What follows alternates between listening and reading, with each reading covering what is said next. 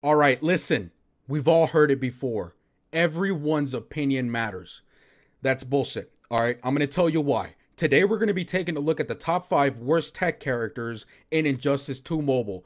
And I just know it. I just know it. There's going to be little Timmy or little Johnny or somebody out there who's going to say that these characters or some of these characters are good if you just put them in the right team. And I'm here to tell you, I have almost every character in the game. I've played the game since release. These characters are not good. Just because they're the only gold character you got doesn't mean they're good. Anyways, guys, with all that being said, I just wanted to say thank you once again for the support. I really do appreciate it. I know I say it every single video, but that's because I appreciate it every single day. So, it's just fair. Anyways, I hope you guys have a nice day. Stay safe and stay clean, and let's start the video. Today we're going to be ranking the top 5 worst tech characters in Injustice 2 Mobile. As always, if you enjoyed the video, don't forget to like and subscribe, and let's get started. Starting off our list, coming in at number 5 is going to be Grid. Grid has one of the most confusing passives in the game. So if you go look at the final part of his passive, it says that if he loses a lot of health really fast, then he will gain a shield that gives him 200% of his health. But the shield only lasts for a few seconds. And like I said, he has to lose a lot of health really quickly. So I don't understand how much health I'm supposed to give this character. If I give him a lot of health, then this passive is never going to trigger. If I give him a little bit of health, then this character is going to die really quickly. So this just doesn't really make any sense. Another really big problem with Grid is that he does get bonuses and he does have buffs, but unfortunately, most of them are focused towards tech and cyborg opponents. This is really obvious when you go look at his passive and special abilities. So he's immune to stun from tech opponents, he disables all cyborg opponents' passives, he gets 25% power generation per tech opponent,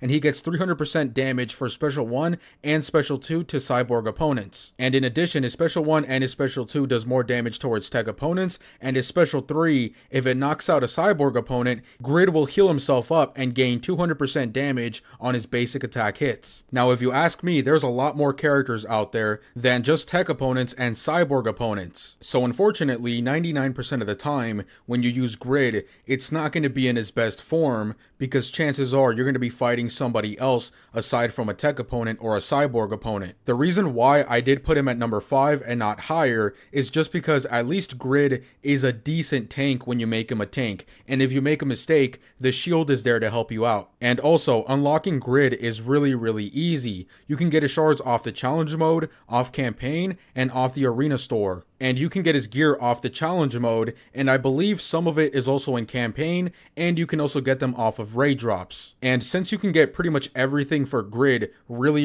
easy, you can also make him a tank really quickly because it's not really that hard. You just have to add a bunch of health and a bunch of defense. With all that being said, let's move on to number 4, which is going to be Red Hood. I was going to put Red Hood a little bit higher on the list, but there's a lot of people out there that really like using Red Hood with Multiverse Armored Supergirl and Multiverse The Flash. And the reason why is because of his passive. So his passive makes it so that whenever Red Hood uses his super move, he will add 30 seconds to the timer and he will give the entire team 40% additional resistance. Now, I'm not an expert for solo raids or doing a lot of damage, but at first glance, I kind of feel like there's better characters out there to be using than Red Hood with Multiverse Armored Supergirl and Multiverse The Flash. I know a lot of support characters are already taken by other teams with your other pips, but still I don't feel like Red Hood is that important. And even if he is good with his team, unfortunately that's really the only team that I see people using him in. Moving on to his special abilities, they're also not really that great. So his Special 1 and his Special 3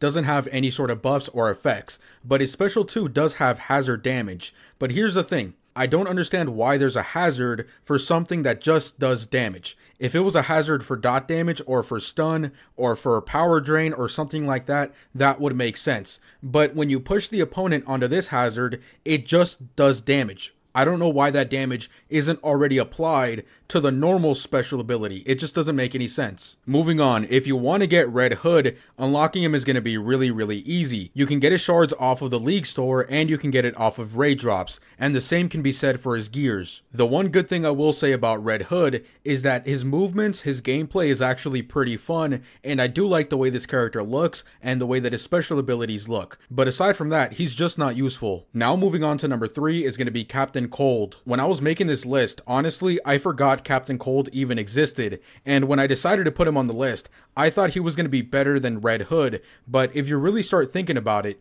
Captain Cold is one of those characters that literally nobody uses. I've never seen any gameplay about this character aside from you fighting him in raids as a sub-boss, and even if you go check out his passives and his special abilities, there just isn't really anything that impressive. His passive gives critical attack resistance to the entire team, and every single time that you tag in Captain Cold, he will randomly disable one of the opponent's special abilities. So critical attack resistance isn't really that great, because most of the time you're going to be blocking, and when you block, you don't take any critical attack damage. And being able to disable one of the opponent's special abilities, I like that idea, but I would like it even better if it wasn't random. I would like it if I got the option to pick which special ability I want to disable. Moving on to his special abilities, his special one is the only one with a special effect or a buff, and it's a hazard, which does dot damage, and it also reduces the power generation for the opponent. But unfortunately, reducing power generation in a hazard, that's not really a good idea. And also, the hazard isn't really that big, so if you want to do dot damage, it's going to be pretty hard. Another bad thing about Captain Cold is that he used to be on the arena store, but he's not there anymore, which means that the only way that you're going to be able to get his shards is off of chests. But getting his gears is a little bit easier since you can get it off of raid drops. Captain Cold is one of the oldest characters in the game, and I started playing the game when it first came out, and I have never ever heard of anybody wanting to use this character to be a damage dealer or a tank. I don't think I've ever seen this character in arena either, and that says a lot. This character just isn't really that good. Moving on to number 2 is going to be Suicide Squad Deadshot. Okay, so first I just want to say, there's a really big difference between being an interesting character and being just stupid. And I think the developers wanted to make Deadshot interesting, but he just came out looking stupid. So his passive 1 gives him extra damage and lethal attack chance according to how far your opponent is. Now, if you've played this game for like 20 minutes, you would realize this is a really bad idea. Every single time you try to get away from your opponent, yes, you are going to get decently far, but your opponent is just going to chase you down. And also, it's not like Suicide Squad Deadshot is going to be doing a lot of damage or anything like that. So going through the trouble of actually trying to make this work, it's kind of pointless. You can use better characters out there that you don't have to be far away from your opponent to be really good with. And if we go look at his passive too, it's also pretty bad. So basically, Deadshot's range attack has a chance to disable the opponent's movement, and whatever special ability that you use, whether it be your special 1, special 2, or special 3, it has a chance of disabling the opponent's same special ability. So if you use your special 2, it might disable the opponent's special 2. And finally, his passive 3 makes it so that whenever a Suicide Squad teammate uses a special ability, Deadshot will quickscope the exact same opponent and do a percentage of that special ability's damage. I actually really like this passive, especially since it really works well with Deadshot, but since his other passives are really bad, I just can't really enjoy this passive too much. Alright, so now I'm going to move on to his special abilities, and I'm not even going to edit this out, just because whatever I say is going to be true, okay? Let's go look at his special 1. So, it has a chance to armor pierce, which I don't even need to explain why that's bad, dude. Why do I have a chance at armor piercing? There's so many special abilities out there that will armor pierce 100% of the time, no matter what level they're at. So this is just really stupid. If we go look at his special 2, it gets even worse, man. Okay, so basically whenever he does a special ability and the opponent blocks it, then the special ability will be doing a percentage of its damage towards the opponent's tagged out teammates. So in other words, the only way this will work is if the opponent blocks your special ability. That's really terrible. Okay, now let's move on to a special 3. This one is a little bit better. So basically, it does kind of the same thing as a special 2, just actually the right way. So basically, whenever you do a special 3 on the opponent, if the opponent doesn't block that special ability, then you will be doing a percentage of that special ability's damage to tagged out opponents. So the only, I don't want to say good, but the only decent things about Suicide Squad Deadshot is his special 3, which, again, it's not amazing. It's just way better than his special 1 or his special 2, and his passive 3. His passive 3 is really cool, but it's just a bonus passive. It's not a main passive, so it still sucks that his other passives are really, really bad, and this passive also requires you to have other Suicide Squad teammates. Also, I just have one question. If you guys can answer it, that would be amazing. How do you build Suicide Squad Deadshot? Seriously, do you make this guy a damage dealer? A tank? He's a support character? I don't know, bro. I don't know. There's no build for this guy. He's just that bad. All right, you know what? Whatever. Let's move on to number 1. So coming in at number 1 is going to be Unbreakable Cyborg. Unbreakable Cyborg has not had a really good 2 days.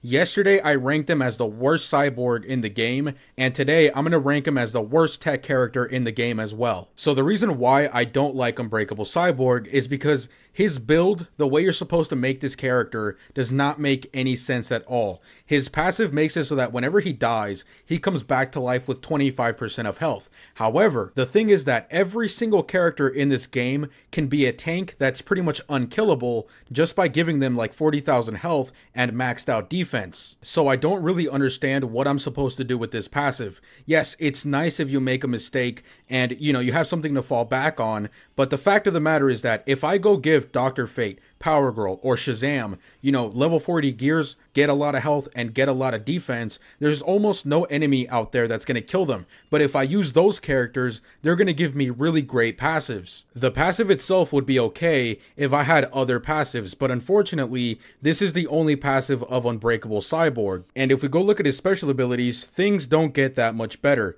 So his special 2 has Stun. And Stun is one of my least favorite effects just because it's really inconsistent, and in Arena, so many people nowadays have so much resistance. And his special 1 does have Power Drain, but unfortunately it's going to be a hazard and it's not really that big, and you're not going to be power draining too much. And as for his special 3, it doesn't have any sort of buffs or effects. And to make things even worse, Unbreakable Cyborg does not have any sort of secret multiplier or anything that allows him to do a lot of damage. So in the end, Unbreakable Cyborg is definitely not a support character, he's definitely not a damage dealer, and he's barely a decent tank. And one extra thing that makes Unbreakable Cyborg a little bit worse is that Silver Cyborg is way better than Unbreakable Cyborg. Silver Cyborg does have a secret multiplier on his special abilities, so that's really good for doing damage, and he only has 1 passive, but at least the passive works really great to make him a really great tank.